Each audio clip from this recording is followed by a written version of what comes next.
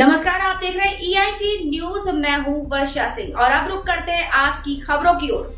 Bareilly all India Muslim मजलिस party ने गाय को राष्ट्रमाता घोषित किए जाने की मांग को लेकर जिलाधिकारी बरेली के माध्यम से राष्ट्रपति, प्रधानमंत्री और मुख्यमंत्री उत्तर प्रदेश को संबोधित ज्ञापन सौंपा। पार्टी नेताओं का कहना है कि यदि देश में गाय के सम्मान और संरक्षण को लेकर व्यापक जन समर्थन है तो सरकार को इस विषय पर अपना स्पष्ट रुख रखना चाहिए।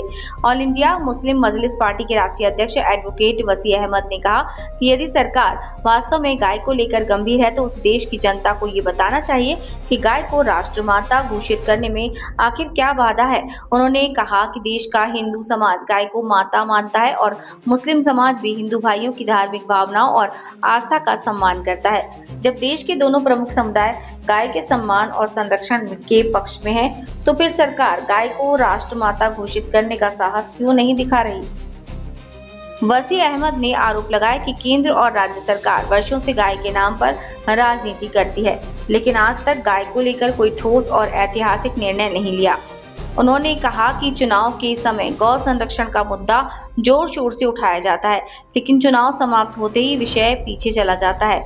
उन्होंने कहा कि यदि सरकार की नीयत साफ है तो संसद में विधेयक लाकर गाय को राष्ट्रमाता घोषित करें। अगर ऐसा नहीं किया जाता तो जनता ये मानने को मजबूर होगी कि गाय के नाम पर केवल राजनीतिक लाभ लिया जा रहा है। वसी अहमद ने यह भी आरोप लगाया कि देश में संचालित स्लॉटर हाउसों और मांस निर्यात उद्योग से जुड़े आर्थिक हितों के कारण सरकार इस विषय पर निर्णायक कदम उठाने से बच रही है।